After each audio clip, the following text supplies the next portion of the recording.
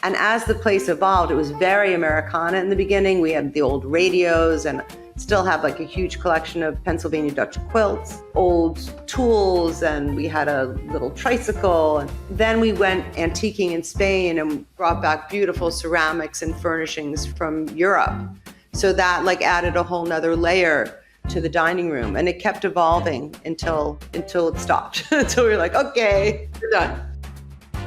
Welcome to Talk Shop. I'm Ariel Okin, a New York-based interior designer, writer, and editor, looking to bring a little bit of magic into our homes every day.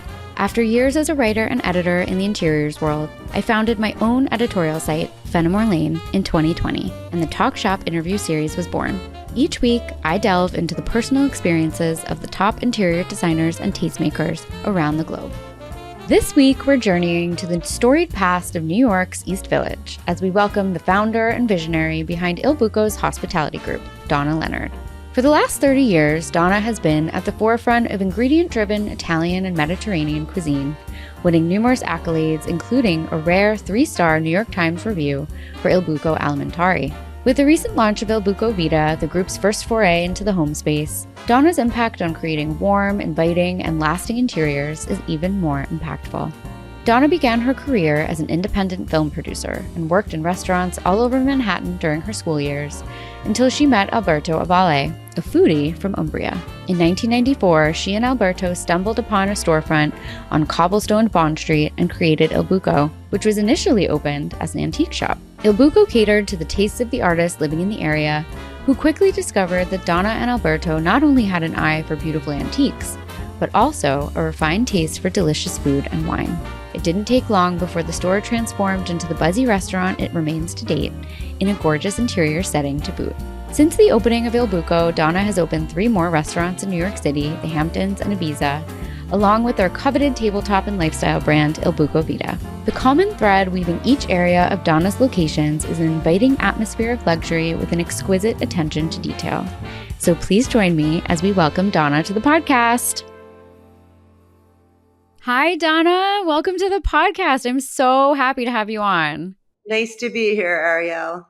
Well, to kick off the conversation, we always ask everyone who comes on, can you describe your style in 3 words or less? I'd say intuitive, relaxed comfort, and warm and unschooled. Unschooled, I like. I have frequented many of your restaurants since I've lived in New York, and I think that's a great description of what it feels like to be in them. And for those who may not know, tell listeners a little bit about yourself and where you are at this point in your life right now and sort of how you got to where you got. Wow, my whole life story. You could give us the abridged version. The abridged version. I went to graduate film school at NYU and was working in the film industry for about 10 years and had, quite a tragic story. I lost my fiance after 8 years and we were about to get married. He had just finished a screenplay that I was going to produce. And I took some time off and then I started working as a bartender at Arqua restaurant in Tribeca while I was pushing his screenplay. And I met a crazy Italian guy named Alberto Avalle. Wow. We had this kinetic connection and he wanted to move back to Europe or export Americana to Spain and Italy. And I was like, let's get out of here.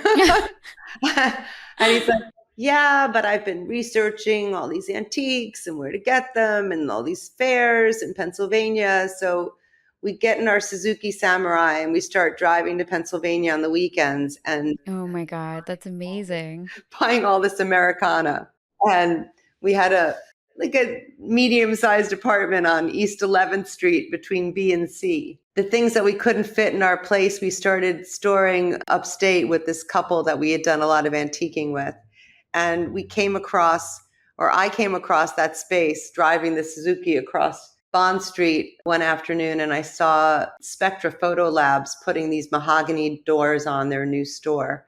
And I used to develop my photos at Spectra on LaGuardia Place. So I pulled over, and next door to them was this storefront with those beautiful chandeliers, these whimsical chandeliers in the windows that are still there. We were looking for a space in New York, inexpensive, to set up this export business.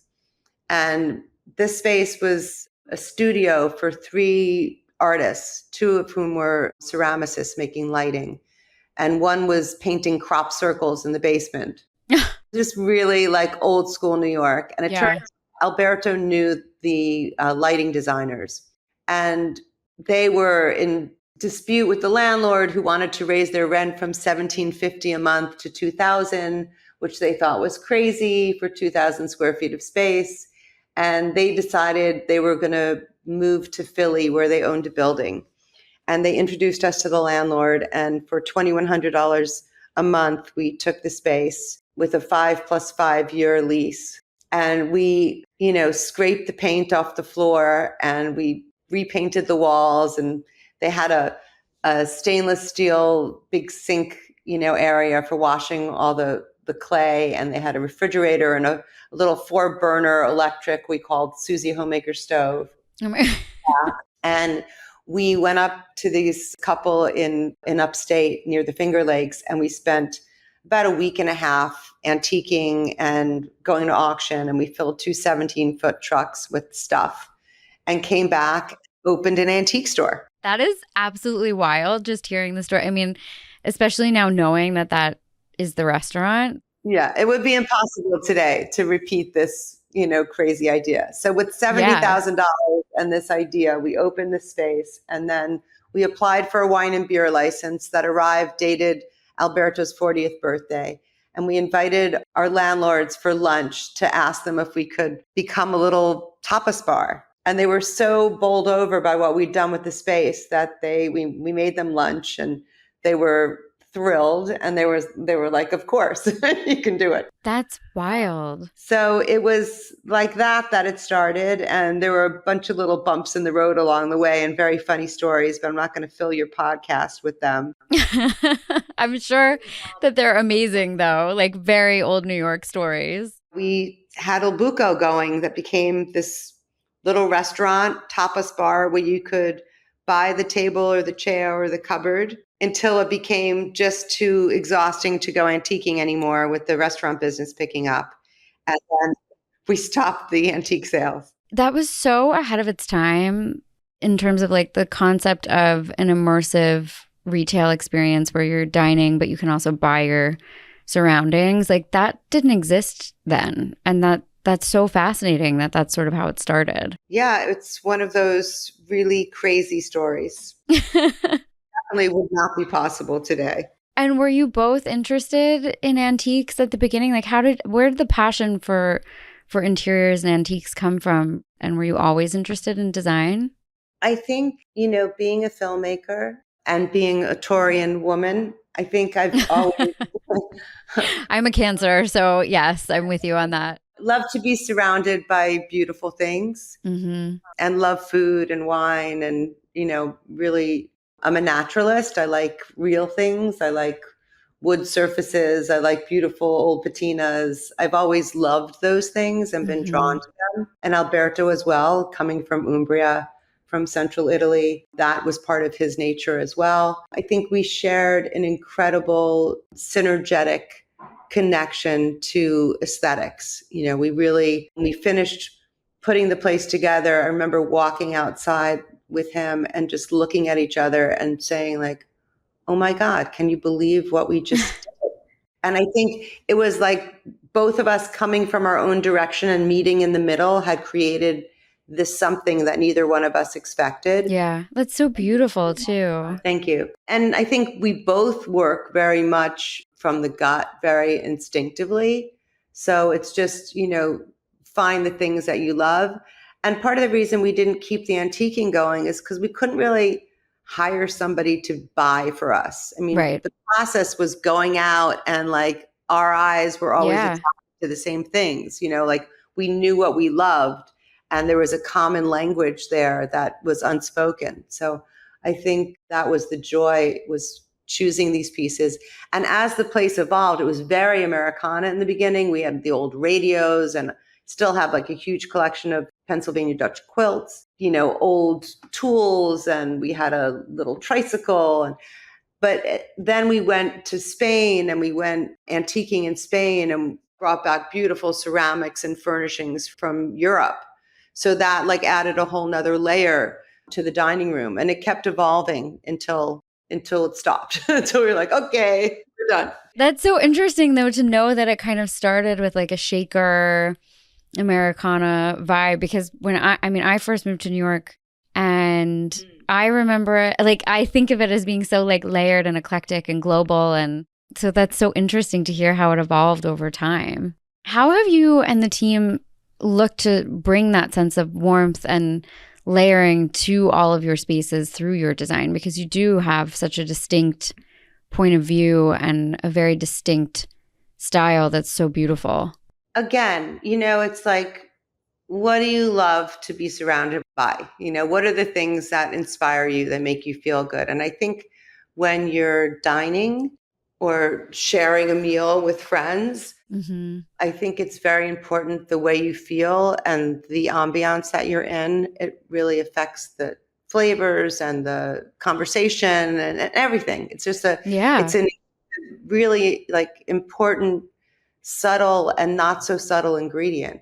Look, it took 17 years to open the second one. So Il Buco Bond was like a collaboration between Alberto and I. And by the time I opened Alimentari, he and I were not together anymore. He was living back in Italy and helping with product from Italy and has his own life and his own family. And I had just gotten married. My son was about 4.5. And we took on this huge project at Alimentari. And then it was really about huge space, number one, starting from scratch, rebuilding the Great Jones lumberyard. How do I bring in the warmth and the feeling of Il Buco in the space that's going to be much more light and airy and what we considered the production studio? Like Il Buco is home. It's the living room. It's home. And Alimentari is the studio. It's where we're baking the bread and making the salumi and making the pasta and all the desserts. And, it's this 3-floored space that was a lumber yard. It has different history. It's a much younger building. It's a different whole feeling, but I wanted it to have the bones of Il Buco. Like I wanted it to have the feeling that this is connected to my brand, to what we represent. It's going to make people feel, even in this more industrial, airy space, you're going to feel that coziness.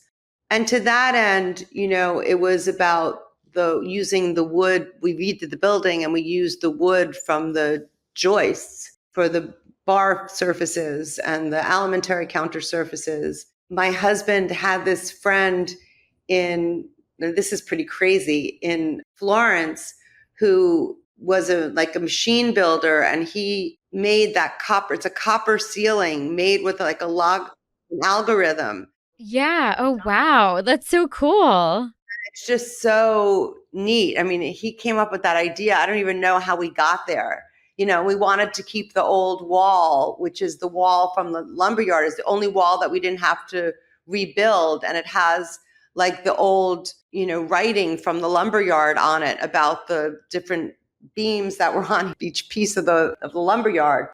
So there's like this spray painted writing. And then we replaced the other wall with old brick. We brought the old brick in because we had to redo the wall. So it still retained that warmth. So using all those elements, using the old tiles from Italy in the kitchen and in all the bathrooms, and the bathrooms have all the old marble sinks. Yeah, the bathrooms are gorgeous. One of the first dates I ever went on with my husband was actually there. Nice. Well, I think, also my partners from Vita at that point were very dear friends of mine and grew up in the same town as Alberto. And they helped me source all the antique pieces for the restaurant. So they sent me like photos of a bunch of different antiques and furnishings and tiles and whatnot. And then I went to Europe and went to Italy with them and chose things and shipped them over. So, the tiles on the dining room floor are really old terracotta. And, for that big table in the middle is from an old ceramic studio. That's so cool. And the beautiful cupboards upstairs. and that big long bar piece, in the upstairs room, the turquoise cabinet underneath, and all the large antique jars. I mean, all those pieces came from them. And I think that combined with the steel rails and all the other pieces just give, a really beautiful, eclectic feeling. Absolutely. And there's a tension in all of the restaurants, and also now with your lifestyle brand, of sort of this beautiful warmth, layering, feels very global and collected. So let's talk about your lifestyle brand, because I'm a huge fan of it personally and have it in my house. And I think it's just so well made and stunning. But how did that come about, and how does that fit into the overall brand DNA now? Very good question, and very important one, because I think right now it is the direction of my brand. It came about through my fratelli Umbri, my two really dear friends from Umbria who grew up, in the same town as Alberto and Roberto, who's my 28-year wine director, godfather of my son, who's, still stands next to me in the restaurant and helps out, even though he's passed the torch to a new beverage director. I love that. But Antonello and Lorenzo Roddy are cousins. They're kind of connected at the hip, and they have been coming to Il Buco since the early days. And we were, for a million years, we're fantasizing about, we need to make a line of artisan home line, Il Buco Home. We have our hands connected to all the artisans in central Italy, and so many of their crafts are being lost, by commercial industrial production, and we have to do something about it. And it's so much speaks to Il Buco and everything you do. And we just were like plotting. And when I opened Alimentari, they were, sourcing. And suddenly, I was overwhelmed with this opening of this project that, grew enormously in its budget. And suddenly they were sending over a container of homeware goods. And I was like, oh my God. And they were also supposed to finance this new little project. So in comes this container, and I'm like, oh my goodness. And we decided to do a pop-up upstairs at Alimentari and got a lot of nice attention. And ABC was there and all these different people. And we started negotiating with them. But then we found we didn't really like the way the negotiation was going. And we found the second floor space next to us on Bond Street was available above the salvage company who we lived over. Oh, wow. I feel like that's like kismet.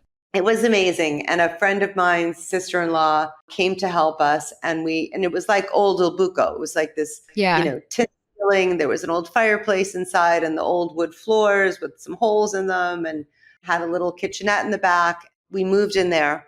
There was one flight up in this dingy, gray-walled, stairwell, and created this beautiful little shop up there. And that was the initiation. And of course, it got financed out of my back pocket pretty heavily.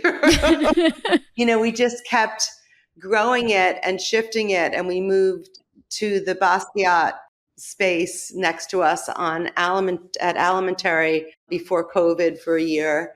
And then the space, John Darien, who's a very dear friend, told me that the space next to him, that was an art gallery 8 steps up in that storefront next to him on 2nd Street, was available, and the rent was super reasonable. So we ended up moving in there. And then a few years later, opened out in Amagansett. It's amazing. I mean, all the locations it's so inspiring how you guys have grown the brand, but very fiercely guarded the brand DNA, which I think is very hard to do. I actually was at a private dinner recently in the showroom. Oh, no. And it was just so gorgeous. I mean, everything, like you said, it's, the atmosphere is an ingredient and it's part of the meal experience and makes everything that much more fabulous.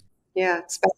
It's special. It is. What is your favorite thing about being a restaurateur, and also at the same time translating that into your home brand? I'd say it's a sense of community that we've built. That's number one. The people who have been coming since day one, it's an enormous number of regular clients, guests, who have become friends. And I think connecting to the broader community is wonderful. I'll say, until I opened Alimentari, I never considered myself a restaurateur. It's like, I'm Il Buco. Like, this is my thing.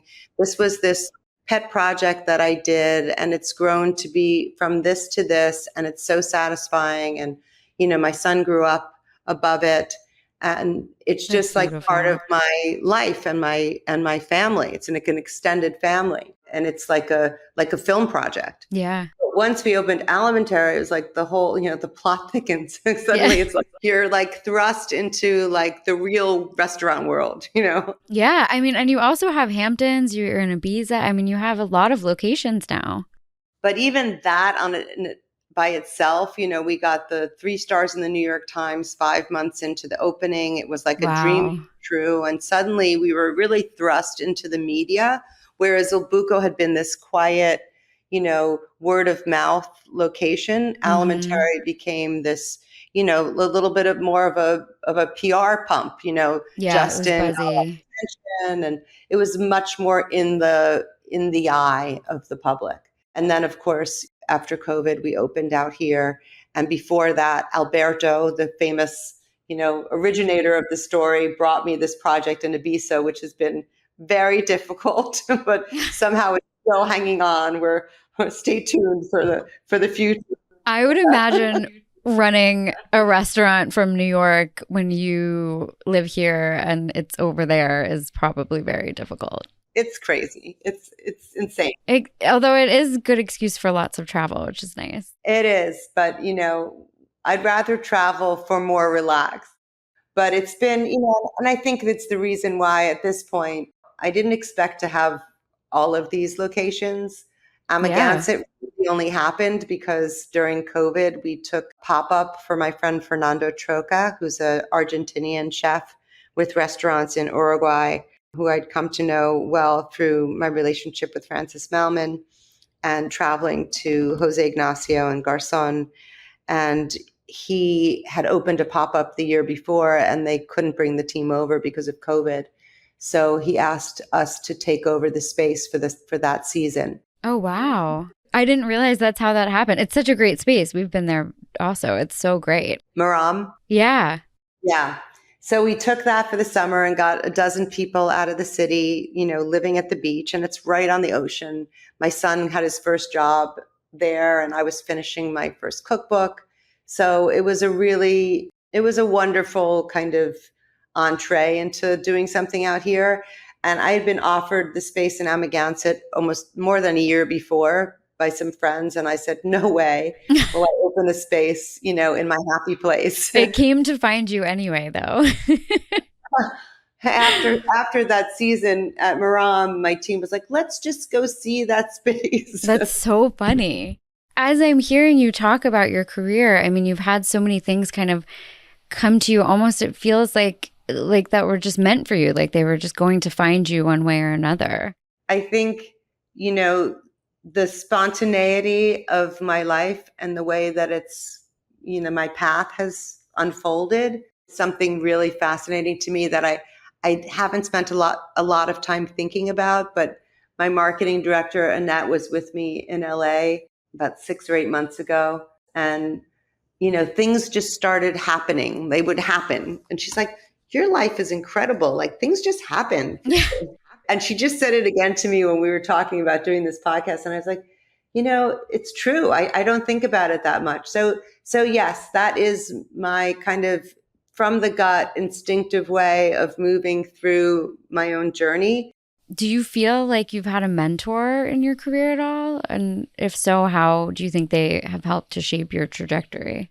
As far as a mentor, I don't normally think about myself as having mentorship, but when the person that came to mind was a very special person in my life named Jake Phelps, who was the head of the student union at Duke University, where I spent my sophomore till senior year. And he was a really unusual 60s throwback journalist, super progressive activist in the 60s, who really helped create the artistic programs at Duke. Oh, wow. Really supported the creatives at the university. I would not describe him as a classic mentor, but I think he was the first person in my life that made me realize that I was a creative. That's so beautiful. And we lost him a few years ago, which is very, very sad. But he built this log cabin in the woods outside of Durham, and it was on a pond. And, all the people in the arts used to gather there on the weekends or, whenever, and hang out at the pond and go skinny dipping and smoke pot and just hang out and chat. A really interesting part of the Duke community, which was pretty amazing. And my last year there, I actually worked on the first film project of Jared Harris. Oh, wow. Is Richard Harris's son, a sweet friend. You probably know him from The Crown, and I think he was in Mad Men. Yeah. So I worked on his first feature film. Oh my God, that's so crazy. I mean, it makes sense thinking about it. Almost kind of comes full circle because some piece of making movies is really creating a world. And what you've done with Il Buco is sort of create that world. It's an atmosphere, it's a feeling, it's a world that people come into and, create memories in. And there's something really beautiful and special about that. And I think that Duke was really, created my own major called Visual Communications, a documentary approach. I had to apply to do that. I started as a poli-sci English major, and I got very involved in documentary photography and working with, a farm family in the community, and then this restaurant, which was an old school Durham restaurant where the waitresses had their hair up in bouffants and they wore these black little outfits with the white aprons and the jewelry. Very Southern. And so I think even back then, my interest coming into photography and film was very much it was more documentary, more about community and community building, and then moving into more narrative and going to film school to really study narrative film, and then ended up in the restaurant world. Yeah. I mean, community and narrative both kind of tie very much into what it is that you do now with running all of the restaurants plus the home business. What do you think your home says about you? Everything, I think. It's whatever little glimpse I got before we started recording, it's very beautiful behind you. It's so funny because when friends of mine come here, the first thing they say is, "Oh my God, this place is so you." It's beautiful. That kind of shocked me at first. I didn't know what that meant. I feel like that's the ultimate compliment when someone says, because it's personal. Yeah, it's very personal. It's filled with the things that I love, from the marble sinks from Italy to Jill Platner's faucets in my bathroom to the terracotta tiles that my Vita partner found for me in Umbria to, lots of pieces of furniture that I brought back from a trip to Bali. I have one of Jill's sculptures hanging.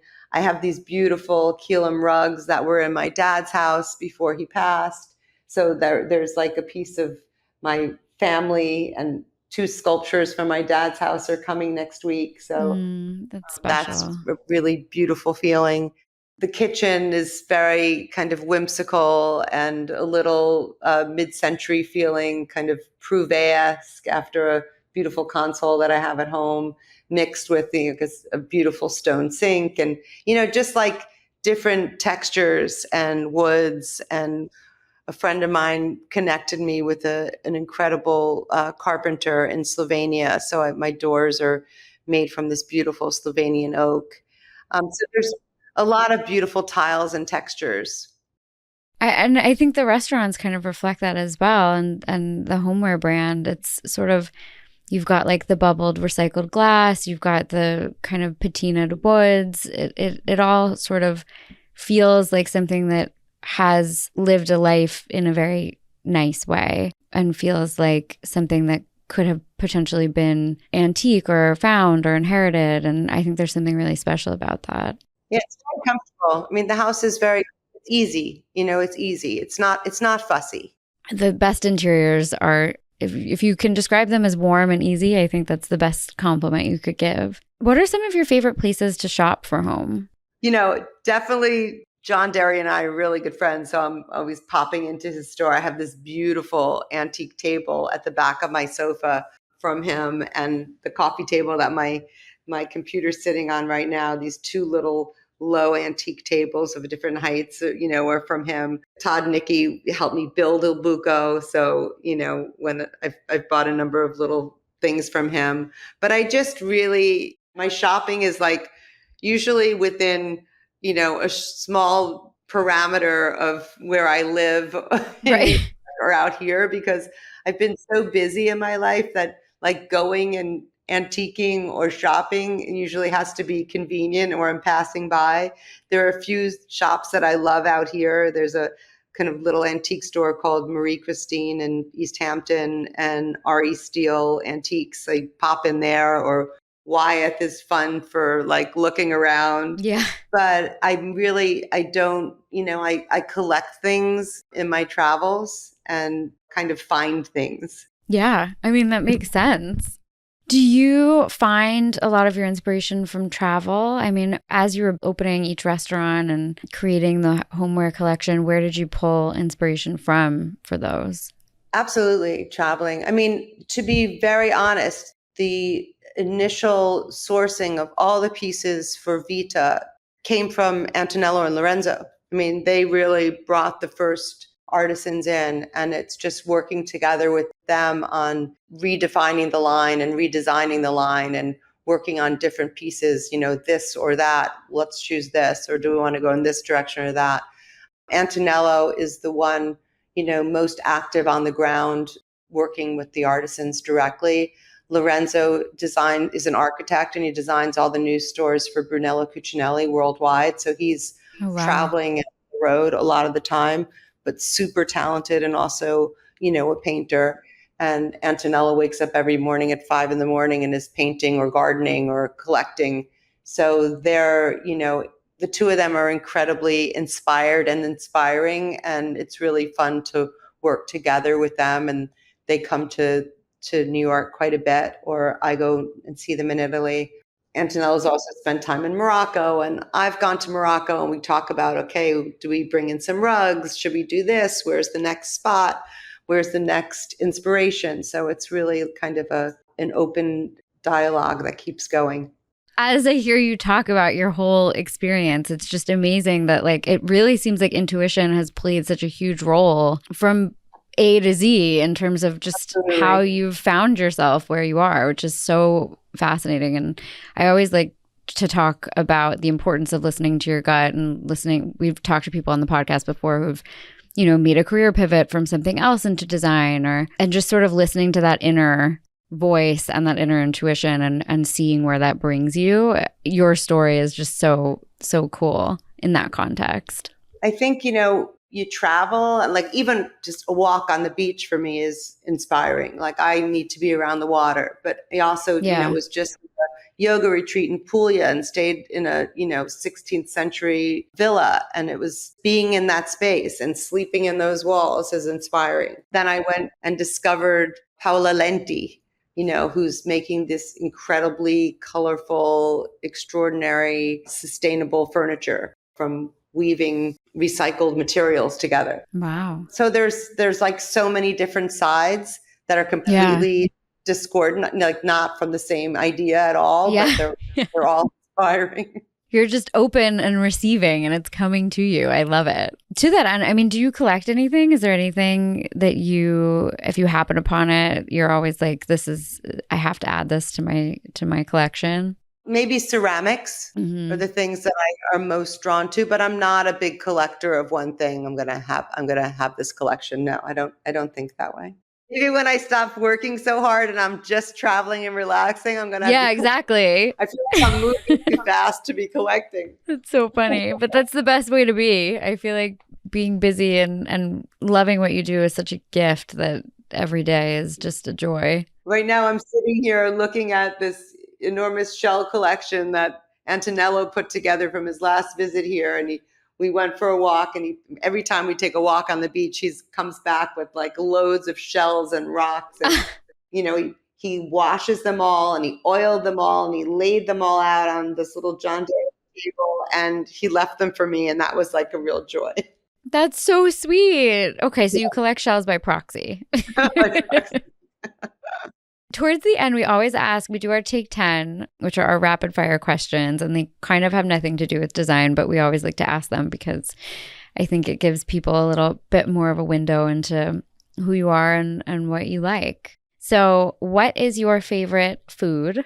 Delicious home-baked bread slathered with fresh butter and anchovies. Oh my God, yum. There's nothing better than that. Favorite drink? Right now, it's the Alimentari Negroni, made with a blood orange Amaro instead of the Campari. Oh, wow. Oh my God, I have to go try. That sounds amazing, actually. A Negroni Spagliato has become like my new favorite drink. Favorite film? Wings of Desire, Wim Wenders. Favorite hotel? Wow, 3 came into my mind. That's okay. There's a beautiful little hotel outside of Parma called L'Antica Corte Pallavicina in Italy. Another like dreamy place in Morocco by the desert called Dar Alam. And then a very unusual place in Bodrum, Turkey called the Machakazi. Oh, wow. Oh my God. I always love getting hotel recommendations. And then I have a whole running list from all of our guests. And I want your list. We should actually publish it. That would actually be really helpful. Machakazi is Macakizi. You should check it out. It's very cool. And then I love the Francis little tiny hotel in Garçon. Almost like a little home away from home. Favorite city? Rome. That's a good one. Even though I haven't been there in way too long. Favorite bedding? We always ask people in the industry this because people have very particular answers that I always love to hear. It's interesting. I'm like right now I just bought a bunch of cultivar sheets and linen, and I have a lot of society linen from my friend Dylan at French Press. So those are the 2 in my house at the moment, but I'm not fixated on any one brand. Thing that I love at the moment. I love that. Tea or coffee, and how do you take it? A cortado every morning with my manual presso coffee press. I love that. And then tea during the day. I like the luxury of a cup of tea. Me too. I'm a big tea person. I've been really into Rishi. Yeah, I have a lot of Rishi in the house right now. It's so good. What is your favorite playlist or just music to listen to? I'm a big Brazilian fan, Marissa Monte and Bebel Gilberto Gil. I love Italian. I love Zucchero and Mina. Those are my go-tos when I'm relaxing alone at home. I feel like those are good dinner party atmosphere playlists. Favorite weekend activity? Riding my horse. Oh, heaven. It's amazing. Galloping through the fields of Amagansett or just, relaxing at home by the water. That's so nice. There's something very special. I grew up around horses a lot. My dad actually trained horses when he was really young and like left high school to go train horses. There's nothing better than being around them. They're so special. They really are. The energy of a horse can change your day. Yes, it's true. They're so wise. What is your favorite design book? Well, I always keep John's book on my coffee table at home in New York. It's fun to just go through. It feels like a meditation. And I love the Commune design book. Anything Noguchi. Spent some time in Marfa, Texas last year, and I love the Donald Judd books. So, not just one thing. I love that you have layered, eclectic answers because it just reflects who you are, and I love it. Well, a final few words. What are you working on right now? Are there any new projects you can tell us about? Everything right now is much more Vita related. I think at this point in my career and my personal life, I think no more restaurants. It's getting each of the restaurants fine-tuned to the place where they're being run by my team and really focused on the lifestyle piece of the brand. We have a potential really large project in California in the Montecito area that we're considering, or something like it. So we're developing a business plan right now around this concept, a larger store with an expanded Vita selection and combining cafe from Il Buco with Vita. Oh my God, that would be amazing. And maybe designing some of our own outdoor furniture for that. Wow. And also Montecito would be the perfect place for that, I think. Could be cool. Yeah. It's all a lot of work, and it's just, getting all the ducks in a row. Be an ambitious project. I'm sure, but it would be gorgeous. I know that. Absolutely. So I think about that, and I think long term, maybe some sort of little boutique hotel project. But right now, I'm just enjoying my house being finished. I hopefully should have my C of O in the next week. My son's, happily away at college, and I'm just getting the team set up for the next phase of my life and career. It's amazing. I love that. Well, the last question we always ask everyone is, do you have advice for someone looking to define their own interior style? I like that question. I think my best advice would be take a lot of pictures of things that inspire you. See something in a magazine that you like, tear it out, create a scrapbook of images of things that make you feel good inside, that you feel in your gut or connected to you. Mm-hmm. I think I've never done this. When I read this question, I thought that would be a wonderful way to get to know who you are design-wise. Running book that you can just flip through and tear things out, get rid of them, add new things, maybe not take anything away, just leave it all and let it evolve and see at the end of a certain period where you are. And I think, that will speak to your most gut felt aesthetic. Yeah, it's so true. And I think in some people it's really innate, and in others it almost needs to be teased out, and people don't have the confidence to sort of find it. And that's such a great way to go about looking for it. I think we live in a world where honestly, those things are not taught unless somebody's looking for that direction. Yeah. I think what you say is true, that people don't have that confidence to say, I'm a creative, I'm a designer, I am this. Getting quiet and exploring, your visual landscape and what appeals to you is the first step to getting there. I love that. What a good note to end on. Donna, thank you so much for coming on. This was such a cool episode. I had so much fun hearing about your career trajectory and how everything came to be. And it's just such a great story. So I'm so grateful that you shared it with us. Where can listeners find more about you and your brand? Well, I guess the most obvious is on our website, ilbuco.com. That has everything. And then all of our Instagram channels. Each of the companies has its own, and can search Il Buco for all of them. Well, thank you. And this was such a delight to get to chat with you. And I'm still thinking about that Negroni you described. So my next place to go is to go experience that with my husband one night soon. Well, let me know when you're in town, either in New York or out at the beach, and I'll meet you for an alimentary Negroni. Yes, I would love that. I definitely will. Thank you so much, Donna. Have a great afternoon. That's a wrap for this week's episode of Talk Shop. Thanks for listening. We'll be back next week with more thoughtful discussions and amazing guests. Follow us on Apple Podcasts, Spotify, and YouTube so you never miss an episode. And of course, follow me at Ariel Okin. See you next week.